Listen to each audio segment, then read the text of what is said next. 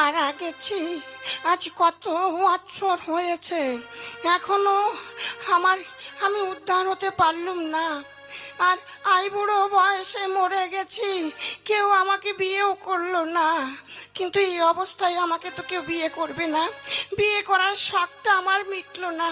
না, এবার আমি একটু ভালো সুন্দরী মেয়ের রূপ ধরে ওর পার্কে গিয়ে বসবো।